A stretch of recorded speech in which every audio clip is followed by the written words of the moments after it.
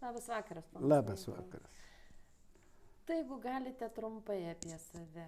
Kur gimėte, kada gimėte, kur augote, kada į Vilnių atkeliavote, iš kur atkeliavote? Taip. Aš gimiau 1947 metais. Gimiau Rokišky. Ir gyvenam, žinot, kaip seniau čigonai. Klajoja visur. Kur turgus, ten su arkliais ir čigonai būdavo. Mainydavo, parduodavo, pirkdavo. O taip į gyvenimas vyko visą laiką. Nu, o paskiau, pirmoj klasėje aš pradėjau vaikščioti, lankyti Panevėžį, Juozo Garelio gatvė. Taip. Paskui pervažiavomės vėl į Rokiškį. Nu ir ten mokiausi pas mokytoją Šlapelytę. Tais laikais man šitą pavardę visam gyvenimui. Jis tą mokytoją mokino ir tėvuką mano, ir mane. Tėvukas gimęs buvo 17 metais ir papuolė, aš dar pasijau tą mokytoją, bet senutė visai, žėlutė buvo. Ir aš gyvenau iki ten Rokiškio, Ubeliuose jau. Rokiškio rajonas vis tiek tas pats. 64 metais išvažiavau, iš ten atvažiavau į Vilnių. Paskui vėl grįžau į Ubelius. Ir 66 metais išėjau į kariuomenę. Kaip gyveno Romai Obeliuose tuo metu? Jie ten, žinot, dvi šeimas tik dar buvo. Dvi šeimas. Mūsų šeima ir tėvuko teta su sūnumi. Kaip tėvuko vardas koks buvo? Kaip? Koks tėvuko vardas buvo? Mykolas. Irgi Mykolas. Mykolas, tėvukas tarnavo 37 ir baigė 39 Lietuvos kariuomeniai tarnavo tėvukas. O aš jau Tarybų Sąjungos kariuomeniai. Aš brolis tarnavau. Kokia šeima buvo jūsų? Oi, pas mus buvo mes 5 broliai ir 3 seserys. 8 žmonės. Kokie vardai buvo brolių? Rožė, Vytautas, Mykolas, Kostas, Jonas, Savelija, Rūta. Visi lietuviški vardai. Šat, kad Lietuvoje gimėmės visi. Kaip kalbėjo šeimoje, kokią kalbą? Čigonišką. Čigonų kalba. Taip, tai daugumoje mieste visur, žinot, kaip seniau. Rusų kalba daugumoje. Mokykla, aišku, lietuvių kalba. Bet daugumo taip skiriu. Lietuvių ir rusų kalba. O namuose čigoniškai. Su žmonėm nekalbėsi čigoniškai.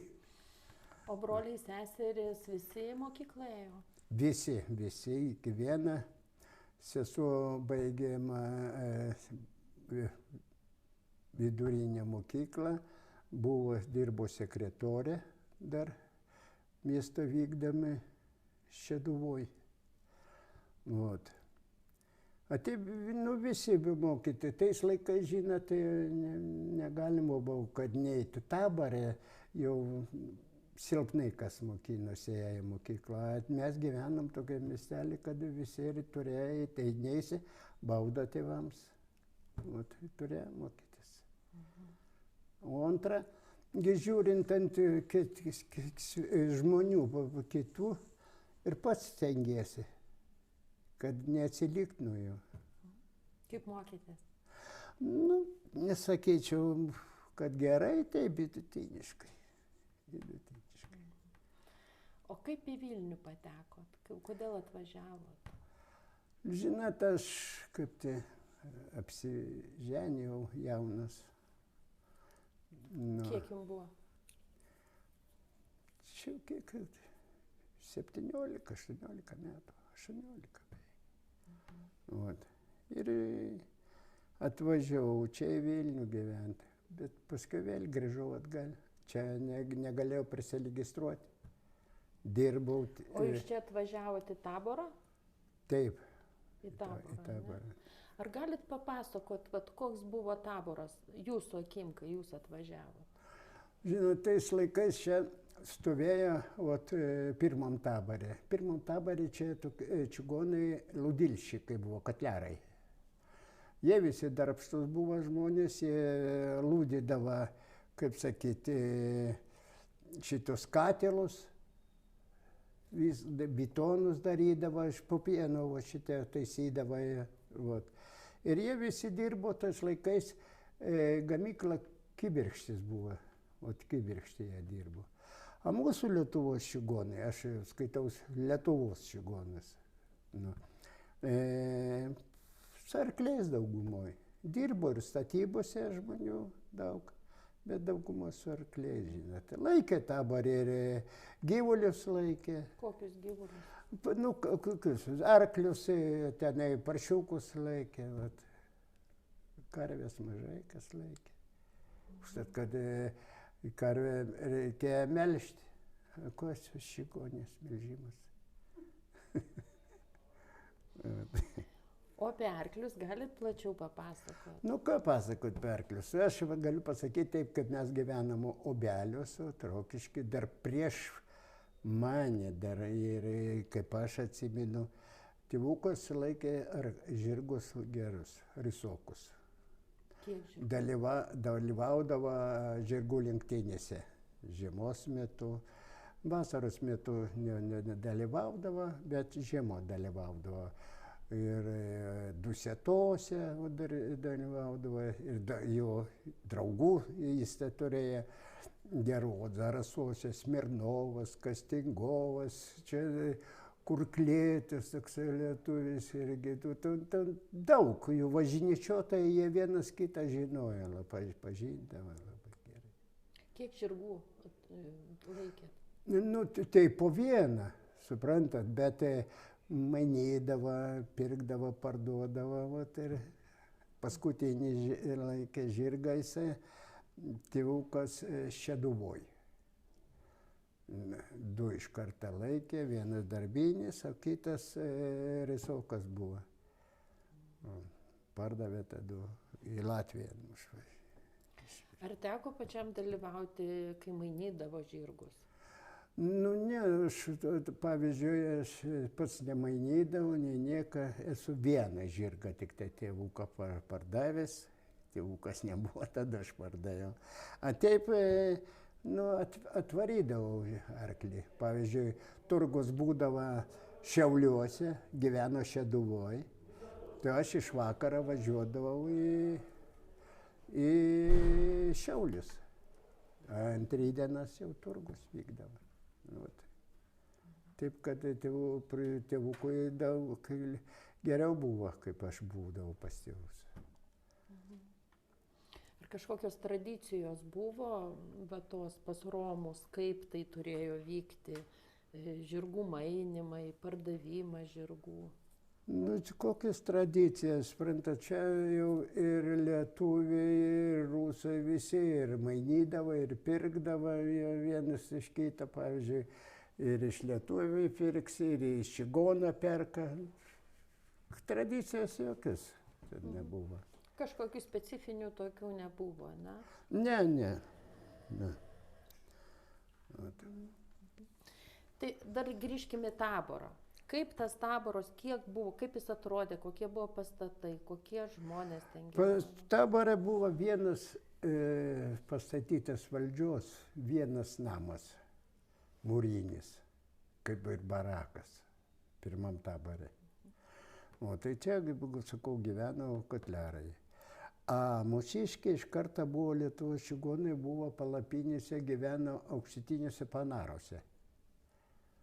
Šitą žinau, kad 37 ar 8 metais tėvukas atvažiavo, nu, čia kareiviškais rūbais, atostogų buvo, ir ėjo ieškoti čigonai, kur gyvena. Nu ir pradėjo visi vyrai bėgioti, įsiganda, kad kareivis eina.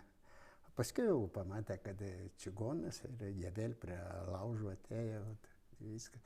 Tai čia, o čia gyveno iš karto, tai žinau tiksliai, katlerai gyveno. O paskiau jau ir Lietuvos čigonai atėjo gyventi čia Tabore. Bet jie antras Taboras buvo. Nu, čia ir Lenkai gyvena. Nu, nebijoja ir Lenkai. Su čigonais gyvena, sugyvendavo, nei jokių vagysčių, nei niekas. Ne taip, kaip, o, čigonas eis, nu pavogs čigonas. Ir kaip ten vaiką, kaip vaikus gazdindavo. Ateis čigonai, pavogs, viskas. O kažkokios taisyklės Tabore buvo tarp čigonų? Taip, labai įstatymai griežtus pas čigonus. Pavyzdžiui, pas kotlerus moteris, jeigu vyrai sėdi, moteris priešais neis. Negali būt. O taip, nu, kad trumpais rūbais čigoniai eitų, ne. Jauni, neištekėjai dar gali vaikščioti taip. Ir su kelnaitėm, ten kelniam, su džinsais, kaip jie nori. Vedusi jau nevaikščios. Negali. Įstatymų visokių yra pas čigonius. Ten, pavyzdžiui, atėjęs po gimdymą, jinai prie indų neina. Kai kurie tėvai, jeigu gimė kūdikis, įsikipo kaip mūsų, pavyzdžiui, tėvukas, iki pusę metų mūsų neėmė ant rankų. Suprantate, kol pusę metų kūdikiai nebus. Tik nuo pusės metų? Taip, jau kai kurie, taip, žinot, įstatymai žiaurūs labai. Ką dar atsimenat iš tų įstatymų? Daug ką gal, aš nežinau, kaip pasakyti net jums. Ar skiriasi, kaip augina berniukus ir mergaitės? Kaip? Berniukus kaip augina ir mergaitės? Ne. Yra tik tai, pavyzdžiui, kurie daugiau myli ar kaip ten, mažesnis, tai daugiau kaip širdies ten prisigūlis. Taip visi vienodus vaikai pas tėvus turi būti. Taip ir yra, man atrodo. O kaip šventę švęsdavo? Kokią šventę švęsdavo? Šventės, Kalėdas, Velykas, čia jau šventės, kaip sakyti,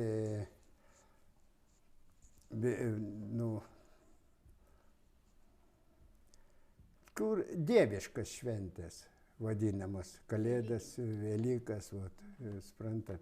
Tai jau jeigu taip, tai į paskutinį žirgą parduos, bet šventės padarys ir šves. Bet tai mes irgi postą laikė, aš įminu, tėvukas mūsų net iki stalo nedaleisdavo, negalėjom valgyti kur vakare tenai, visur laikas, viskas, nors pažiūri, negalima. Šventės didelis. Visas dieviškas, kaip sakyti, šventės. Religinės šventės. Religinės. Matot, aš daugumui. O krikštynos, didelės šventės? Krikštynos, vestuvės, čia jau didelės. Paskutiniais laikais, žinot, jau ne, tokias namuose taip darosi. Bet taip, žinot, restoranuose, kaip seniau dar. Tarybų sąjungos laikais, suprantat, kaip tai spakainių buvo. Kaip tai, ne dar tame, kad spakainių, bet ne taip ir sakydavo, tada kaip dabar daryti. Taip, sakys, čigonai nedirba, žiūrėkit, kokias vestuvės. Suprantat, jau, kalbų slepiasi, žmonės nenori. O grįžtant prie Taboro, kai sakėt, kad Lietuvos čigonai gyveno palapinėse. Taip, aukštitinius panaruose tai buvo. O čia visi namukuose. Didelis Taboras buvo Lietuvos čigonų. Kaip? Didelis Taboras Lietuvos čigonų, kiek šeimų buvo? Oi, daug namų buvo. Daug namų. Aš gyvenau pats čia. Pas mane buvo 55 numeris būtas, suprantat. Tardant 63 buvo. 63 buvau Taboro seniūnas čia. 63 namai stovėjo. 63 namai, vadinasi 63 šeimos. Taip, viršutiniam Tabore. Aukštųjų Panerių taborą. Ne, jau Taborė, Darius ir Girėnų, čia buvo kadaise, šitam jau Darius Tabore. Girėnų, taip. O kada tas taboras iš Palapinių persikėlė čia? O tai aš nežinau šitą, negaliu pasakyti, bet čia jau po karą turbūt. Aš šitą nežinau. Tai jūs, kai atvykote į Vilnių, į Taborą, Taip. tai atvykote jau čia Darius Girėno. Darius Girėnų, taip. Darius Girėno. Tai čia aš Ir buvau. kaip jūs įsikūrėte jame? Atvažiavau čia, nupirkau namuką, o su žmona atvažiavau, Vošvienė buvo dar. Nupirkau namuką ir gyvenau, darbą stojau, padirbėjau, bet be registracijos, nepriregistravo mane. Nu, aš registruotas buvau Šeduvoj.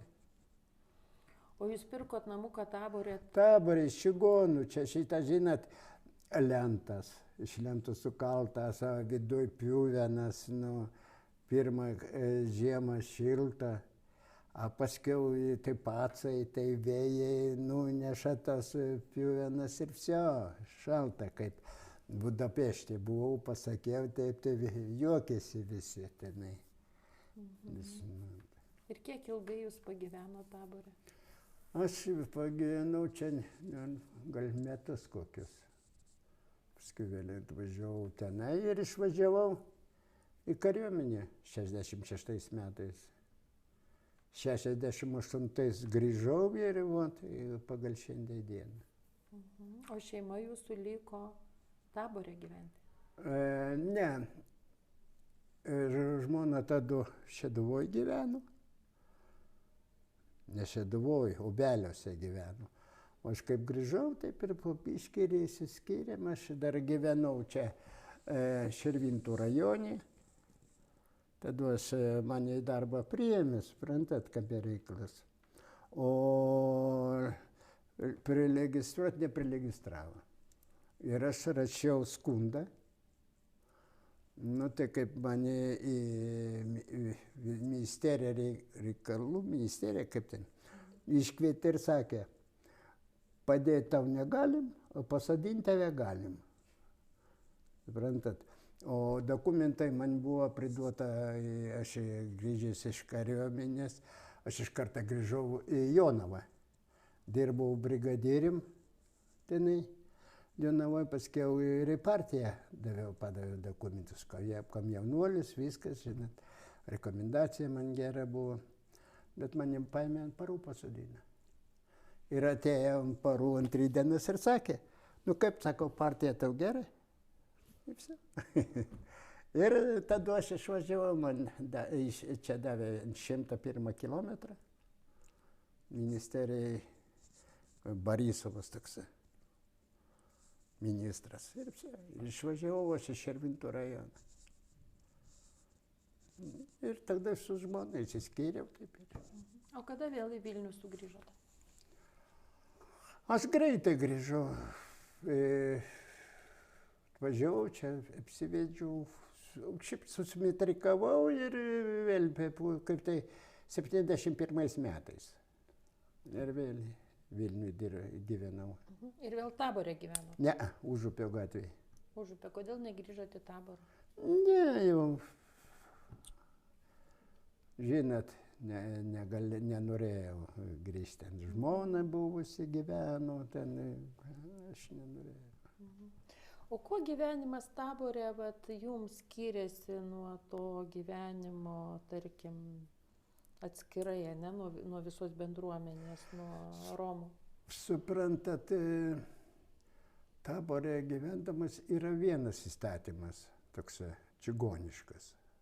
Koks? O mieste gyvendamas žmogus jau nori prisiderinti prie kitų žmonių, prie kaimynų, viskas, draugai kitokie, suprantat, kitas kalbas vyksta. O Taborė Romai labai griežtai laikosi. Taip, labai. Jums tas buvo nepriimtina? Ne, žinot, aš pasakysiu, aš kaip gyvenau mažam miestelį, tai man išvis keista buvo iš karto, kaip atvažiavau čia. Mane galėjo apgaudinėti toks vaikas. Taboro vaikai, taboro žmonės kitokie negu. Papasakokit apie taboro vaikus, kokie jie buvo. Kaip buvo. Jie galėjo, tokį pasakyti, kad nors išgalvot, kad žmogus niekuomet ir sapnuot nesapnuos. Pavyzdžiui, kažkokį įvykį, papasakokit. O, negaliu aš šitai pasakyti, žinot. Ne tas gyvenimas, žinot, taborą žmonių ir taip. Ir dabar, žiūrėkit, visi perėjai, taborą išardė, perėjo jaunimas jau su tėvais, viskas gyvena mieste. O tai jau atėjęs, jau jis nepasakysi, kad taboro vaikas. O jau mieste vaikas jisai, jau apsirengęs taip, kaip jo draugai, rusai, lietuviai, lenkai. Taip pat ir jisai jau stengiasi prie jų prisiartinti taip, kad viso skirtumo nebus. Kaip jums atrodo, ar daugiau praranda, ar daugiau atranda? Romai kaip tauta. Kad žinot, seniau aš pasakysiu, nors ir aš pats, kaip sakyti, turgaus žmogus buvau. Dabar komersantai, kaip ten, aš seniau vadindavo špekuliantais. Aš važiuodavau, pavyzdžiui, ir pardavinėdavau ir džinsus, ir tą. Paskiau jau mašinom pradėjom, kaip jau pradėjom suprasti, kad apie techniką jų žirgas iš šono pasiliko. Suprantat?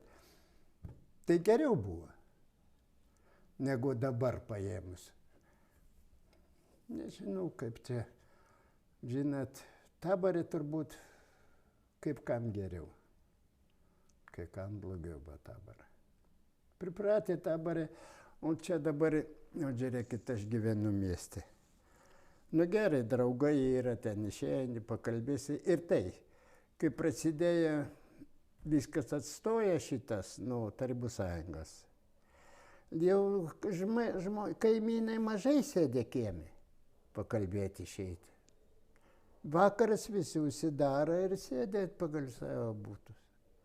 O tabore tai išėjai, tai vienas, tai kitas, prašau, kalba, laužas tenai, ten merga vaikai dainuoja, šoka, žinot, prie laužo.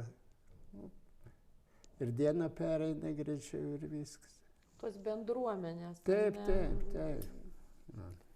Poveikis didelis yra.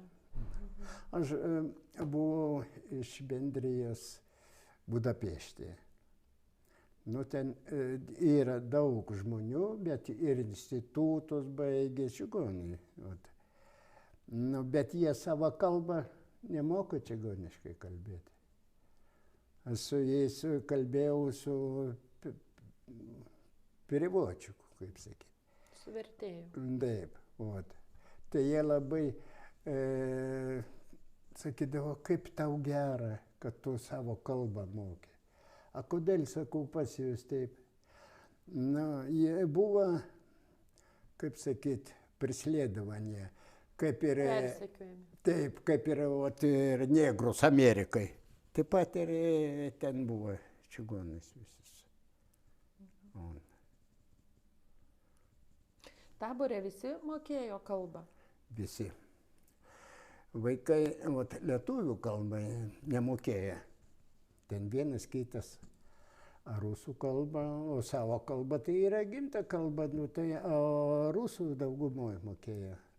Paskiau jau kaip pradėjo mokyklą lankyti, tai dabar jau lietuvių kalbą jau daug vaikai moka. Paėmus senus žmonės, ne iš karto kaip tai ir jamasi, daugumoje rusų kalba. Kokiais amatais dar Tabore vertėsi? Ko tai nedai? Daugumoje, sakau, špekuliacija. Paskiau jau, kaip tai žinot, čia pradėjo tie ir narkotikai, žinot, bet paskiau, kada jau jie pradėjo. Bet tada, kai jūs atsikėlėte, jūsų jaunystėje, kuo Taboro žmonės užsimdavo? Daugumą, sakau, gyvuliais, turgus, špekuliacija. Vadinasi špekuliacija. Nu, Vat. taip. Nu, Taip. vat. Nu ir viskas. Nu, žemės jie neturėjo čia, kad sudinka. Kas jau gyveno, taip, kai Eišiškius, pavyzdžiui, ir kur, tai ten žemė turėdavo, žmonės sudindavo irgi. O apie klajojimus? Čia, žinot, klajojimas buvo uždraustasgi. Neklajoja, aš neatsimenu kelintais metais čia, kas čia, Chruščiovas atrado. Uždraudė ir viso, neklajojo, negalima. Tais laikais punku buvo, suprantat, jeigu, pavyzdžiui, eini per miestą, sustabdė milicininkas, ne policija, milicininkas, sustabdė iš karto, kur dirbi. Pasą, kur dirbi. Nedirbi, o galėjo uždaryti Kastiušką mūsų žinoma. Vat ir paskui išsiaiškinti, kas esi, koks esi, iš kur esi. Vat. Taip daugumoje ir vykdavo.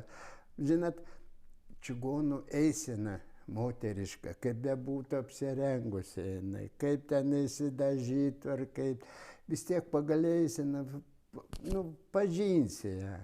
Tokį. Jūs pažįstat? Taip, taip. Atpažįstat? Jis būtinai. Tik moteris ar ir vyrus? Moteris. Nu, vyras, ta vyra ant vyro akis neguli taip, kaip ant moteris. No. Tik tai vot šitas Latvijos čigonės. Jau ten skiriasi, jos labai, jie gali taip spakainiai, vot pas mus, pavyzdžiui, prie upės atėjai, ten vyrai ar nusirengs, ar nenusirengs, ten su rūbais bus, o merginas jų ne. Jie gali tai šalia ateit, nusirengti, juoktis ir į vandenį eiti su kostiumėliais maudymus. Suprantat, ten jau kitokie. O ta, pavyzdžiui, Estijai, nu, ten daugumoje rusų čigonės. Rusų čigonės labai tokias griežtas, statymai jų labai geri. Paprotinė teisė tvirtesnė. Taip, jų ten griežta labai. Tai su mūsų katlerais. O su katlerais suveina, taip. O kaip sugyveno katlerai su Lietuvos čigonais? Nu, kaip sugyvena, jie gerai sugyvena, žinot, jie, pavyzdžiui, jų katlerkų paimti, jiem reikia mokėti, pirkti, ja. Moka galbinius duoda pinigai tokie, nu, auksiniai pinigai tenai, galbinai perka. A mūsiškių lietuvės čigonaitės dikai gaunasi. Jiem išeina taip gerai, nu jiem dikai, ten stalą, vestuvės ar ką ten, viso, nu, nereikia jokio auksą mokėti. Dikai atiduoda. Nu, tai kad patys išeina. O tiesiog. Nu. O iš kur tą auksą gauna? Ne, tai čia, matot, tais laikais dar daugumoj daro krimskį. Krymų čigonys, jie vadinasi krimski. Nu, tai išlėję yra, toks, kaip ir geležinis rublis buvo, vienoj pusėje Jurij Gagarinas, kitoj pusėje Maja Pliseckaja, suprantat, jie auksinės rankas turi šitie žmonės. Ir auskarus čigoniškus, indiškus, ten dar visokius. Na. Auksas tai, kad dabar jau kaip tai seniau buvo. Jūs paminėjot pinigą konkretų, ne? Taip. Kas tai yra per pinigas? Nu tai sakau, galbanas vadinasi čigonų kalboj, jų kalboj Krymų, ta katlerų galbanai. O tai, pavyzdžiui, sutarė, duoda 10 galbanų už dukrą. Kai kuris atiduoda, iš karto vestuvės vyksta, atiduoda, pavyzdžiui, 5 atgal. Kodėl? 5 atiduoda atgalę, paskiau gimė kūdikis, dar po 1 duoda tenai, o kitas ir neduoda nieką. Jis paėmė už dukrą savo ir viso, dukra jau svetima skaitasi. Bet kol dukra nevažiuoja, aš kiek žinau, kad dukra gyvena visą laiką pas juos, pas vyrą, ten mama jo mama, kokia. Nu, ir kaip gimė kūdikis, ar dukra, ar sūnus, tada jau vaikas pasilieka namuose, o jinai nuvažiuoja jau pas tėvus pažiūrėti, aplankyti. O pas mus ne, pas lietuviškus. Lietuvos čigonai. Paprasčiau. Taip. Paėmė, pabėga ir viso. Kaip sakydavo, kad pavogė. Kas vagė? Nu, ne katinas, ne katytė, maišą nedėsi. Už rankas bėgam, myli mane, eini, tekėsi, nu ir viso. Ir bėga. Nu, aišku. Nu. Čia daug tautybėse tokių ir daug tautybių yra taip. O bėgdavo dėl ko? Kaip bėgdavo, kad neatimtų jau vadinamą jauniklėtą. Paskui grįždavo ir viskas. Ar būdavo, ar jūs atsimenat tokius atvejus, kai per jėgą ištekėdavo, ištekindavo per jėgą dukrą? Ne, nežinau. Negirdėjau net, kad per jėgą paimtų. Ne. Pešigonus nėra ta. Grinai. Jie jau, jeigu tėvai neleisdavo, būdavo taip, kad gimė pas jūs, pavyzdžiui, sūnus, pas mane dukra, mes draugai, mes užgeriam. Nu, kaip išauks jie apsiženysis. Vsio. Sėdim, išgeriam ten, vsio. Sprantai, paskiau jie suveina. Nu, būna, kad nesuveina. Ir kaip tada? Nu, nesuveja. Nu, tai paskui sakydavau, tai ką aš padarysiu? Kad kitą myli ar kaip ten. Ant tokias kalbas. Ką dar tokio įdomaus galėtumėt atsiminti iš to taboro gyvenimo, iš čigoniško gyvenimo, romų gyvenimo? Ką galiu pasakyti, taboras? Čia ir buvo, o tai ir yra taborai tais laikais apsivedę su Rusėm. Gyvena ir pagal šiandien dieną gyvena jie. Šeimas, anūkus, viską turim. Taboras, suprantat, kaip paaiškinti, taborą iškart suprasti sunku žmogui. Tai ką jis ateis, pavyzdžiui, taboras, čigonai, čiganiukai, nuogi bėgioja, basė ir šiandien. Taip, kad pagyventi, pamatyti, suprasti jų, nors kaip išaiškinti, neišaiškinsi žmogus. Savos taisyklės? Taip. Ne, dabar, aš gyvenu pagal Lietuvos įstatymą, bet aš turiu ir savo čigonų įstatymą. Aš geras taip, ir geras ir taborę aš savo turiu. Pavyzdžiui, pas mane žmona Lenkė. Nu tai mes apsiženėm, aš tada taborė buvau. Su tą žmoną įsiskyriau ir taborė gyvenau. Aš pasakiau, kad, pavyzdžiui, Ainė dirbo tada banke, ir sakiau, kad su kelniam ilgiom, džinsas ar kaip, per taborą nevaikščioti. Vandenį paimti, kad nebūtų kad nebūtų man ant akių, nesakytų, o tavo žmona žiūrė, kaip vaikšta, o paskiau pereis per gatvę, tai pradės koliotgi čigonis. Jie sakys, Jei galima, man negalima. Tu va šitaip jis. Nu, ir aš daugiau neaiškinau. Nieko, absoliučiai. Ir patinu savęs, pagyvenam. Kiek tam metų pagyvenam. Dukra turbūt 2 klasė vaikščia. Ir išvažiavam, mes būtą turėjom čia Naujoje Vilniuje. Išvažiavam ir viso. Ir dabar 2 metai, kaip jau pensijai žmona išėjo. 44 metus atidirba. Ar jūsų dukra moka romų kalbos? Taip, nuo mažumos pas mane. Maža buvo jau, aš čigonas, kaip aš čigoniškai kalbėjau, ne, po biškai pradėjau ir prašau. Na ir dabar ir rusų, lietuvių kalba, čigonų kalba, lenkų dar. Dabar baigė kursus dar itališkai, atrodo.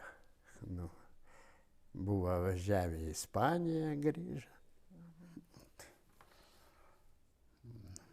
Būna, atvažiuoja pas mane, aš nuvažiuoju ten, kai būnu, į Klaipėdą. O su romais kitais bendrauja? Žinot, sergantis žmogus esu, aš nevaikštau niekur dabar. Bet taip aš, kur matysiu aš juos? Kaip seniau būdavo, užsiimdavo į turgų, tai ateidavo į turgų, labas, ten yra visokių tautybių draugai. Visi vienas kitą žinojom, kaip sakyt, farsovščikai. Dabar kur, vat ateinu čia, vat pamatau, taip, nelankom niekur aš. O dukra? Dukra, ką, ištekėjusi, už, staravėras vadinamas. Sakau, ir Ispanijoje buvusi, dabar Kaliningrade buvo. Bet su romais kitais palaiko? Taip, jinai puikiai kalba, kaip aš lietuviškai, rusiškai, taip pat jinai čigoniškai kalba. O tos dvi tie, pas mane dar vaikų yra. Pirmo žmonos. Kiek iš viso turit vaikų? Sūnus gyvena pas mane Kaliningrado apskrity, dukra viena gyvena Pskove, viena dukra Marijampolėje gyvena. Turiu 3 dukras, 1 sūnų. Turtingas esate. Turtingas. Ačiū labai, Mykolai. Praunukus turiu. Viena 20 metų, 18 metų praunukams. Ojei. Taip, kad nieko skuistis. Ne, tikrai Ne. Tikrai ne. Ir gyventi man neblogai Lietuvoje, vat kaip sakė, kur išvažiuoti. Sakau, niekur nevažiuosi. Kaip seniau kvietė mane ir Angliją visą, sakau, nevažiuosi. Sesuo gyvena Baltarusijai. Gal sako, broli, važiuosi pas mane, namas kitas stovi. Nesakau, čia gimiau, čia ir gyvenimo baigsi. Tarp šeimos, tarp brolių palaikot santykius? Taip, brolis šalia mane gyvena, netoli Naujoje Vilniuje. Sesuo gyvena viena čia Antakalnio gatvėje. Tik tai viena ten, Baltarusija. O tarp savęs šeimoje romų tradicijų laikotės? Taip. Kokių? Tokių pat, kaip tradicijų. Ateis, jeigu žmogus, aš savo įstatymą turiu, žmona žino, kad mano įstatymas nėra, ten pirštus kiša, kaip sakyti. Aš savo įstatymą turiu. Ateis, aišku, ateis lietuvis rusas, aš pagal jų įstatymą viską galiu priimti, o čigonai ateis, aš pagal savo įstatymą priimti. Taip, kad... Prisitaikėt. Reikia gyvenime prie visą ką taikytis, ne aš vienas, visas pasaulis, kur taikasi. Taip. Nu ką, ačiū labai jums. Nėra už ką. Ačiū.